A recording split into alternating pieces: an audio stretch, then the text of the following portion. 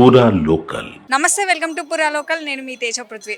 ప్రస్తుతం మనం Jubilee హిల్స్లోని TTD ఆలయం దగ్గరికి అయితే వచ్చేసాం. ఇక్కడ వార్షిక బ్రహ్మోత్సవాలు అనేటివి జరుగుతూ ఉన్నాయన్నమాట. సో ఇది ఎగ్జాక్ట్లీ మనకి ఫిబ్రవరి 25న స్టార్ట్ అయ్యి మార్చి 7వ తారీఖు దాకా ఈ ఉత్సవాలు అనేటివి జరుగుతూ ఉంటాయి. సో ఒకసారి మనం ఇక్కడున్న అర్చకులతో కూడా మాట్లాడే ప్రయత్నం చేద్దాం. అసలు స్వామివారికి నిత్యం అర్చనలు ఎలా జరుగుతాయి, ఏంటి అభిషేకాలు ఏమన్నా ఉంటాయా, లేకపోతే అసలు తిరుమలలో ఎలా అయితే జరుపుకుంటారో ఇక్కడ కూడా అలానే జరుపుకుంటారా అన్న విషయాలు మనం తెలుసుకుందాం.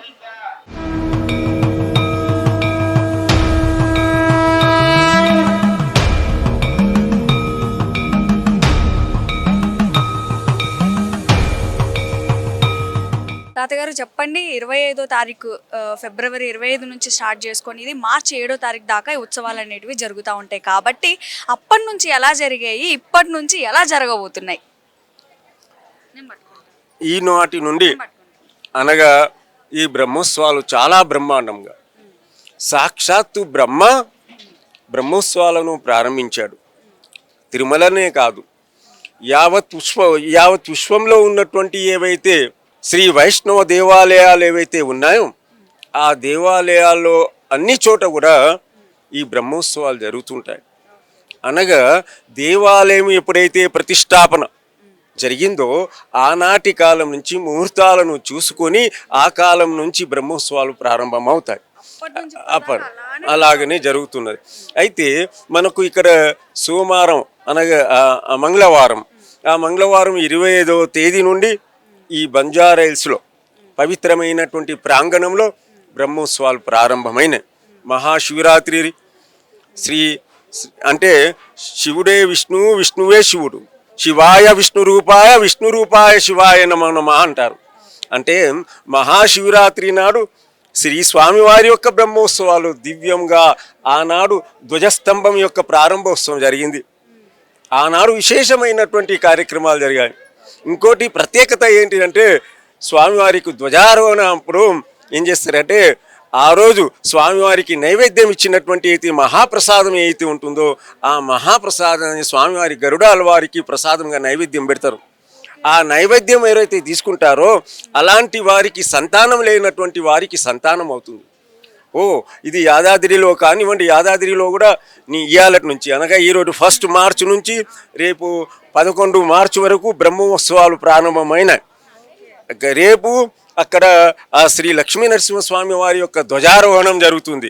ఆ గరుడాల వారికి ఏదైతే ప్రసాదం ఉంటుందో ఆ ప్రసాదానికి లక్షలాది మంది అంటే వేలాది మంది స్వామివారికి ప్రసాదం గురించి పాటుపడుతుంటారు. అలాగనే తిరుమలలో కూడా అలాగే ఇక్కడ కూడా జరిగింది. అనగా చెప్పే విషయం ఏంటిదంటే ఈనాటి నుంచి బ్రహ్మోత్సవం చాలా బ్రహ్మాండంగా జరుగుతుంది. రథోత్సవానికి వేలాది మంది భక్తులు వస్తారు. అలాగనే పెద్ద గరుడ వాహన సేవ, అలాగనే ఆదిశేషుని యొక్క సేవ అంటే తిరుపతిలో ఎలాగైతే జరుగుతుందో ఆ విధంగానే అక్కడ తిరుమలకు మనం బ్రహ్మోత్సవాలకు వెళ్ళలేం.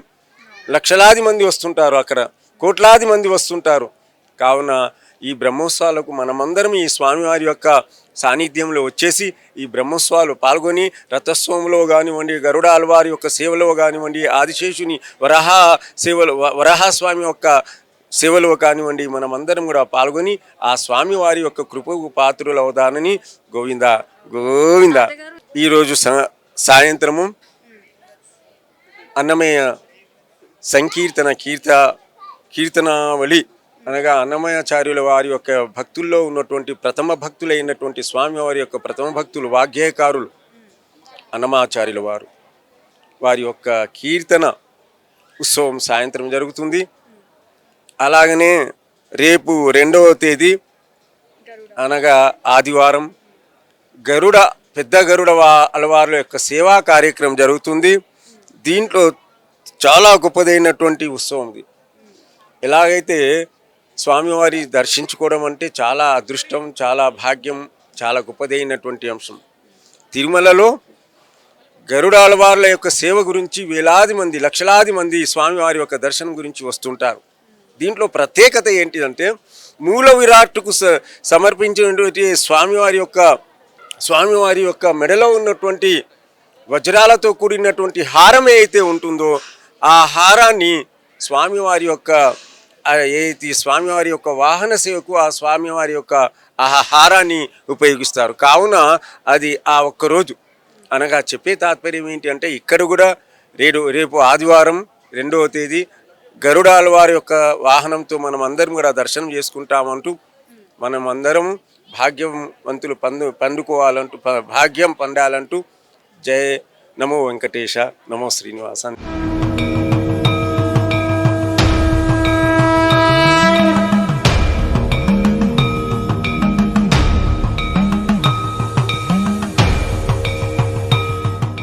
కాంతాయ కళ్యాణ నిధే నిదర్దినాం శ్రీ వెంకటాచల నివాసాయ శ్రీనివాసాయ మంగళం. భాగ్యనగరం జూబ్లీ హిల్స్ ప్రత్యేకమైనటువంటి ప్రాంతంలో ఉన్నటువంటి దేవాలయం భక్తులకు కొంగు బంగారమై భక్తులు అడిగినటువంటి కోరికలు తీర్చినటువంటి స్వామి ఆ తిరుమల తిరుపతి స్వామి ఇక్కడికి ఈ ప్రాంతానికి దిగివచ్చి అంత దూరం వెళ్ళలేనటువంటి వారికి ఇక్కడ అడిగినటువంటి కోరికలను ఇచ్చినటువంటి స్వామి ఎవరైతే ఉన్నారో శ్రీ వెంకటాచల నివాసుడైనటువంటి శ్రీనివాస స్వామి. వెంకటం అంటేనే ఆ స్వామివారు కష్టాలను నివారించి దుఃఖాలను తీసివేసి ఆనందాన్ని ఇచ్చినటువంటి స్వామివారు ఉన్నటువంటి వారు శ్రీ కలియుగ దైవం ఎవరైతే ఉన్నారో శ్రీ వెంకటేశ్వర స్వామి. ఆ వెంకటేశ్వర స్వామి ఈ బంజారాహిల్స్ జూబ్లీ హిల్స్లో స్వామివారు వెలిసి ఉన్నారు. కావున భక్తులకు తిరుమల తిరుపతిలో ఏ విధంగా అయితే ఏ ప్రకారంగా అయితే నిత్య కైంకర్యాలతో ఉత్సవాలు జరుగుతుంటాయో, నిత్య ఉత్సవాలు, వార ఉత్సవాలు, మాస ఉత్సవాలు, త్రైమాస ఉత్సవాలు, మరి సంవత్సరాది బ్రహ్మోత్సవాలు జరుగుతుంటాయో ఆ ప్రకారంగానే ఈ యొక్క జూబ్లీ హిల్స్లో ఉన్నటువంటి ఈ దేవాలయంలో ఈ ప్రకారంగానే నిత్యము ఉత్సవాలు జరుగుతూనే ఉన్నాయి. అనగా ఉదయం సుప్రభాత సేవ నుంచి సాయం శయన సేవ వరకు ముచ్చటగా ఉన్నటువంటి దేవాలయం ఏదైతే ఉందో అది జూబ్లీ హిల్స్లో ఉన్నటువంటి శ్రీ వెంకటేశ్వర స్వామి వారి యొక్క దేవాలయం. ఈ పవిత్రమైనటువంటి ప్రాంగణం ఎంతోమంది ఇక్కడ కళాకారులు ఉన్నటువంటి హీరోలు కానివ్వండి, నాయకులు కానివ్వండి ఉన్నటువంటి ప్రాంతం ఏదైతే ఉందో ఇదే జూబ్లీ హిల్స్, ఫిలిం నగర్ అంటాం. కావున ఇక్కడ ఉన్నటువంటి దేవాలయాలు ఏవైతే ఉన్నాయో చాలా గొప్పవైనటువంటి దేవాలయం. పెద్దమ్మ దేవాలయం కానివ్వండి, ఇక్కడ శ్రీ వెంకటేశ్వర స్వామి వారి యొక్క దేవాలయం కానివ్వండి, కోట్లాది వ్యక్తులే కాదు లక్షలాది వ్యక్తులు ఇక్కడ వచ్చేసి స్వామివారి యొక్క దర్శనం చేసుకొని స్వామివారి కృపకు పాత్రులు అవుతున్నారు. అంతేకాదండి, ఇప్పుడు జరుగుతున్నటువంటి బ్రహ్మోత్సవాలు, బ్రహ్మ ప్రారంభించినటువంటి బ్రహ్మోత్సవాలు ఏవైతే ఉన్నాయో సాక్షాత్తు తిరుమలలో ఏ విధంగా జరుగుతుంటాయో ఆ ప్రకారంగానే పుష్యమాసం చతుర్దశి నుండి రేపు 7వ తేదీ వరకు అనగా తిరుమల తిరుపతిలో ఏ విధంగా అయితే బ్రహ్మోత్సవాలు జరుగుతుంటాయో ఆ ప్రకారంగానే ఇక్కడ గరుడ అలవాళ్ళు కానివ్వండి, ఆదిశేషుని యొక్క వాహనం పైన కానివ్వండి, లేక దివ్యమైనటువంటి భవ్యమైనటువంటి రథోత్సవం కానివ్వండి, ఎలాగైతే తిరుపతిలో అనగా తిరుమలలో ఏ విధంగా జరుగుతుంటాయో ఆ ప్రకారంగా ఆ విధంగానే ఇక్కడ జరుగుతుందంటే మన భాగ్యనగరం వాసుల యొక్క భాగ్యం పండింది. ఈ భాగ్యనగరంలో ఉన్నటువంటి ప్రతి సనాతన ధర్మంలో ఉన్నటువంటి ప్రతి వ్యక్తి యొక్క సౌభాగ్యం, అదృష్టవంతులు. కావున మనమందరం కూడా ఆ స్వామివారిని అనగా తిరుమల తిరుపతికి వెళ్ళలేనటువంటి వాళ్ళం ఇక్కడ విచ్చేసి స్వామివారిని ఎప్పుడైతే దర్శనం చేసుకుంటారో అలాంటి వారికి తప్పకుండా అడగంగానే కోరికలు తీర్చినటువంటి వారు ఎవరైతే ఉన్నారో శ్రీ వెంకటేశ్వర స్వామి. ఆ స్వామివారు ఇప్పుడే ఆ స్వామివారికి నిజాభిషేకం జరిగింది. శ్రీదేవి భూదేవితో శ్రీనివాస స్వామి మధ్యలో ఉండి సాక్షాత్తు వైకుంఠంలో ఏ విధంగా జరుగుతుంటాయో ఉత్సవాలన్నీ కూడా ఆ ప్రకారంగానే ఇక్కడ ఆ ఉత్సవం ఇప్పుడే జరిగింది. ఆ స్వామివారికి శ్రీదేవి భూదేవితో ఉన్నటువంటి ఆ స్వామివారు ఇక్కడ అభిషేక ఉత్సవాలు జరిగాయి. సాయంత్రం మరి ఈ సాంస్కృతిక కార్యక్రమాలైనటువంటి సాంస్కృతిక కార్యక్రమాలతో అన్నమయ్య కీర్తనలతో మరి మృదంగ వాద్యాలతో జరిగినటువంటి ఉత్సవాలు చూడముచ్చటగా ఉన్నాయి. కావున భక్త మహాశివులారా ఇక్కడ విచ్చేసి స్వామివారిని దర్శనం చేసుకొని మన మనస్సులో ఉన్నటువంటి కోరికలు తీర్చుకుందామంటూ భక్తులతో ప్రార్థన చేస్తూ నమో వెంకటేశాయ, నమో శ్రీనివాసాయ, నమో నమః, గోవింద గోవింద.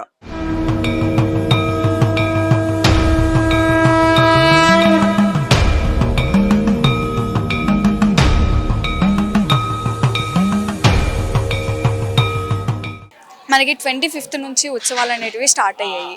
7th దాకా జరుగుతూనే ఉంటాయి. కాబట్టి ఈ రోజు స్పెషాలిటీ ఏంటి? ఇక్కడ గుళ్ళో ఏం చేయబోతున్నారు? అమ్మ ఈరోజు ఏవైతే వాహనాలు ఇక్కడ అంటే ఈ తిరుమలకి సంబంధించినంత వరకు ఏ ఉత్సవాలు అయితే జరుగుతాయో, ఏ వాహనాలు అయితే జరుగుతాయో అవే జరుగుతాయి. ప్రత్యేకంగా రేపు గరుడ వాహనంతో వరకు ఇవాళ రేపు విపరీతమైనటువంటి అవకాశం తీసుకుంటారు చాలామంది. మీరు కూడా నుంచొనే స్థలం లేకపోవచ్చు, ఆ స్థానంలో ఉంటుంది. కానీ అమ్మ ఒక్క మాట చెప్పనా, ఉత్సవాలు అంటే ఇప్పుడు మన ఇదివరకు ఇంట్లో ఒకటే బండి ఉండేది, ఇప్పుడు మనిషికో బండి ఉంటుంది. అలాగే ఇప్పుడు భగవంతుడికి కూడా హంసవాహనం అని, సింహవాహనం అని, గరుడ వాహనం అని, సూర్యప్రభ వాహనం, చంద్రవాహనం అని ఇలా రకరకాల వాహనాలు ఉంటాయి. ఒక్కొక్క రోజు ఒక్కొక్క అవతారానికి ఒక్కొక్క వాహనాన్ని వినియోగించి ఆ ఉత్సవాన్ని కన్నుల పండుగగా గావించి అందరూ వీక్షించే ఆమోదకరమైనటువంటి విధానంలో ఈ పవిత్రోత్సవాలు, ఈ బ్రహ్మోత్సవాలు నిర్వహిస్తారు.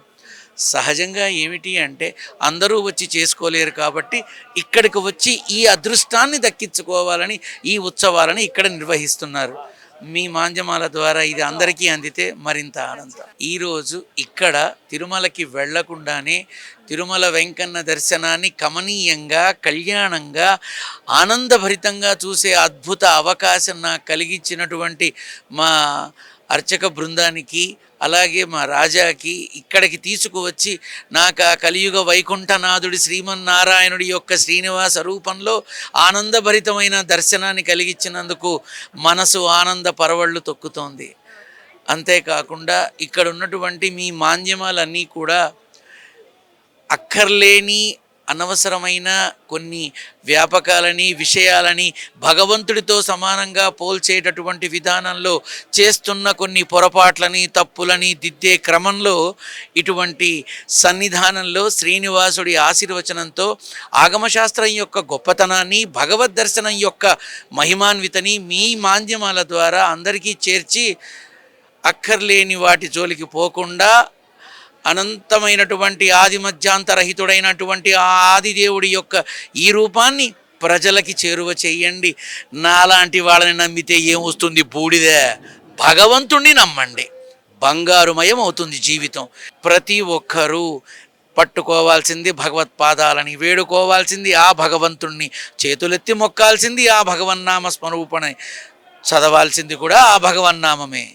ఆ ఆది మధ్యాంతరహితుడైనటువంటి ఆ కలియుగ వైకుంఠనాథుడైన ఆ శ్రీనివాసుణ్ణి వేడుకోండి, విన్నవించుకోండి, ముక్తితో తరించండి, మీ జీవితాల్ని బాగు చేసుకోండి.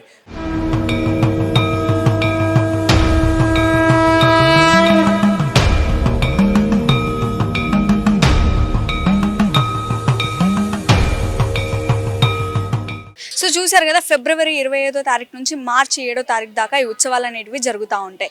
సో ఏ రోజు ఏ ప్రోగ్రామ్స్ జరుగుతాయి ఇప్పుడు నేను మీకు చెప్తాను. మార్చ్ 2వ తారీఖు గరుడ వాహనం మీద స్వామివారిని ఊరేగిస్తారు. అలానే 3వ తారీఖు మార్చి 3 రథరంగ డోలోత్సవం. 5వ తారీఖు చూసుకుంటే కనుక రథోత్సవం జరుగుతుంది. అండ్ 6వ తారీఖు వచ్చేసరికి చక్ర స్నానం జరుగుతుంది స్వామివారికి. అండ్ 7వ తారీఖు వచ్చేసరికి పుష్పయాగం అన్నమాట. సో ఇలాగా మొత్తం మనకి మార్చి 7వ తారీఖు దాకా డిఫరెంట్ టైప్స్ ఆఫ్ ప్రోగ్రామ్స్ అనేవి ఇక్కడ జరుగుతూ ఉంటాయి. ఎంతోమంది భక్తులతో గుడైతే ఆలయం మొత్తం చాలా కలకల్లాడుతూ కనిపిస్తూ ఉందన్నమాట. ఇలా ఫిబ్రవరి 25 నుంచి స్టార్ట్ చేసుకొని మనకి మార్చి 7 దాకా జరిగే ఈ ఉత్సవాలు అనేటివి చాలా గ్రాండ్గా జరగబోతున్నాయని మనం అయితే చెప్పుకోవచ్చు. ఎందుకంటే మనకి తిరుపతి దేవస్థానంలో సేమ్ ఎలా అయితే ఉత్సవాలు జరుగుతాయో అలానే ఇక్కడ కూడా స్వామివారికి పూజలు జరుగుతాయని చెప్పేసి అర్చకులు చెప్పడం జరుగుతుంది. అండ్ అదే కాదు, సేమ్ మనకి ఇక్కడ లడ్డు ప్రసాదం అయితే అసలు ఇక్కడ ప్రిపేర్ చేయరు. అది కూడా మనకి తిరుపతి నుంచే డైరెక్ట్గా తిరుమల నుంచే ఇక్కడికి వస్తుందని చెప్పేసి చెప్తున్నారు. ఇక్కడ హ్యాపీగా కూడా ప్రసాదం తీసుకోవచ్చు. సో ఈ బ్రహ్మోత్సవాల్లో మీరు కనుక పాల్గొనాలి అనుకుంటే జూబ్లీ హిల్స్లోని టీటీడీ ఆలయం దగ్గరికి రావచ్చు. మీరు కూడా హ్యాపీగా బ్రహ్మోత్సవాల్లో పాల్గొనవచ్చు.